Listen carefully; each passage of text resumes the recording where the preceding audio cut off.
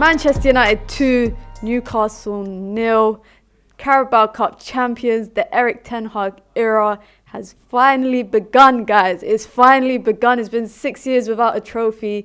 Erik Ten Hag, 6 months into his job, and he brings a trophy back to Old Trafford. We can really dissect the game and the ins and the outs of it, but really and truly, I just want to talk about the good vibes. I'm just happy, man. I'm so ecstatic, and I'm just so happy for a lot of those players. So many of those players that they've been down in the dumps. This time last year, just as a Manchester United fan, it was a difficult time to watch the team.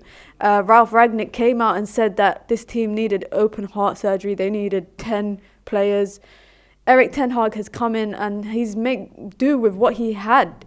And he's really made us look like Manchester United once again. And, you know, Marcus Rashford, I'm going to talk about him. I'm going to talk about Casemiro. I'm going to talk about Raphael Varane. That, for me, the biggest part of our spine, obviously, Lisandro Martinez, Luke Shaw, and just so many players today that I'm just so happy, guys. I'm just so happy, man. I'm just so happy for everyone. And I'm happy for Erik Ten Hag. At the end of the game, we saw Anthony Martinez and Ten Hag dancing together, recreating a clip from when they won the league with Ajax last season. And that just made me so happy, man. It's been so long before I've seen Manchester United with any sort of trophy. And I'm really starting to believe that this is the season that we can maybe win some more.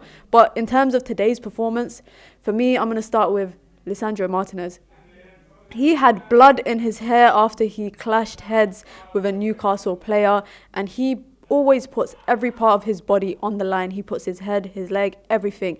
To have a personality like him, a personality like Casemiro, a personality like Varane in your spine, you saw when defenders celebrate tackles like it's a goal. For me, that is so electric. That is a feeling that I can't even explain. I feel so happy, so proud, and it makes me like rear up and I'm ready to go. I'm ready to go on the pitch and start playing too. That's how happy it made me. Casemiro did it today. He scored a goal, which for me was just a great cross from Luke Shaw, who is another player I'm so happy for, that has had a difficult time at Manchester United. Injuries, surgeries on his leg. And now he's showing why he's actually one of the best left-backs in the world. Arguably, he is one of the best left-backs in the world. And today, he did not really put a foot wrong. He's really solidified that left-hand side. A lot of people say that he performs better with competition. When Alex Tellez came in, when now Malacia came in. But really and truly, today he showed why he's always going to be that number one choice for left-back, not just at Manchester United, but at England. Southgate was in the stands watching too. Another player for me, another English player that just is on fire this season is Marcus Rashford.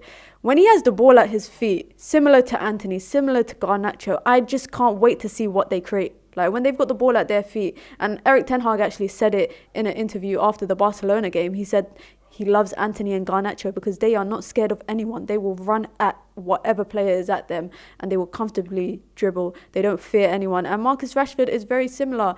For me, Wout Weghorst did a lot for that goal. For Marcus Rashford, he held the ball up well, used his body well, and just played a well-timed ball with the right weight through. And you even saw it when Marcus Rashford scored and went off to celebrate after the big crowd celebration. Wout Weghorst told him, come over here, give me a hug, come over here. Because Wout Weghorst has been the topic of a lot of scrutiny for Manchester United, but he works hard. This guy presses so much. Dispossessed passes today for Newcastle, a lot of it came in their backline from Wout Weghorst and Bruno pressing together. He's just an engine. He runs so much, and a player on loan. I was so happy for him when he was sitting there next to the goalpost. He was literally sitting on his knees watching the crowd when Manchester United won, and he was just taking it all in. He had tears in his eyes. He probably never imagined in a million years that he would come to Manchester United, not only play for them, but win a trophy with them. I don't think he ever imagined that. And he nearly had a goal today, which was a good save from Karius. Obviously, a lot of people were talking about the Karius redemption story, but today it was all about Manchester United, and we weren't even in fourth gear. I don't think we even got to third or fourth gear. A lot of the possession was controlled by Newcastle. But the thing is, for me, is when you've got a solid back line, you're not scared of anything. You can play sloppy passes. You can be getting dispossessed. You can be creating 1 or 2 chances in the half. But when you've got a strong back line that can defend and that defends together and just they're tenacious, they're aggressive, they're physical, you don't fear anything because you know nothing is getting past your backline. And that's why I say a lot of credit for me today goes to that backline. It goes to Luke Shaw. It goes to Lisandro Martinez. It goes to Rafael Varane, Dalot, and even Wan-Bissaka. Wan-Bissaka came on and he absolutely shut down that right-hand side. For me, he's been transformed under Erik ten Hag. Not just, how he's trying to enhance his attacking attributes, but even the way that he's more smarter when it comes to defending. There's times when he would always just go to the floor for a slide tackle, and now he's always timing it a lot better. And I know a lot of you probably recognise that with me. I'm not sure if it's something to do with Erik ten Hag or the backroom staff, but I'm going to talk about Erik ten Hag in a moment. But for me, another player that had a good game was Antony. He came in for a big price tag this summer. He offers a lot going forward, but defensively, his work rate is underrated. He provides support to his fullback in comparison to Rashford on the other side. And I do think maybe it's a tactical decision where Rashford is instructed not to come back that often. And as a result, Fred always comes out left to support Luke Shaw. But on the right-hand side, Casemiro doesn't really go out right that much unless Dalot gets sucked out, because Antony always gets back and defends. He was winding up Newcastle players. I love to see it. He was winding up Joe Linton, and it's just that samba boy football, the Brazilian flair. And honestly, guys, I know you're probably thinking Mina's been smiling this entire time, because I'm genuinely so happy. This time last year, it was horrible watching Manchester United, and it's just a turnaround in the space of a year. And a lot of that credit goes to Erik ten Hag. The manager, he's come in, he was criticised by a lot of people.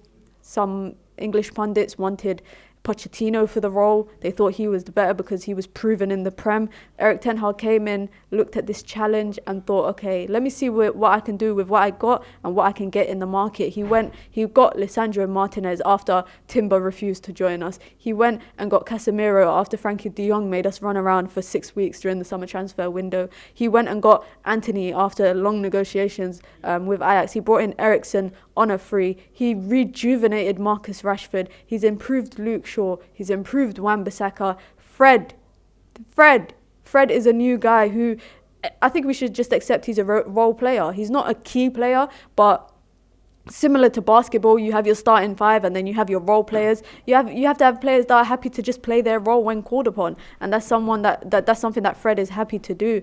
And today he did put a few misplaced passes, but with Fred you always know what you're going to get. You're going to get that tenacity, you're going to get the running, you're going to get that putting your body on the line, and that's what he did.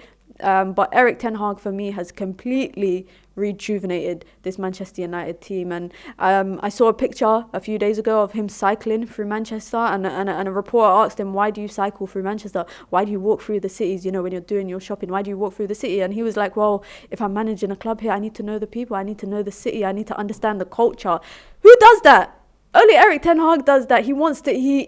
I can just feel that he wants to not only bring Manchester United back to where they belong, which is at the top, but he wants to do it in true form and in true fashion. And he really cares about the fans. He cares about the players, bringing the best out of them. And I think all the players have warmed up to him. Marcus Rashford was asked about what he would have done if a player was late to a game, and Marcus Rashford said, I would drop him, exactly like Ten Hag did to him. He said he has the utmost respect for him, and he loves him for everything that he's done so far in the last 6 months. Listen, guys, the Erik ten Hag era is here. We've got one trophy, and I think there's more to come, even if it's not this year. Erik ten Hag, in his first full season with Ajax, he won 2 trophies.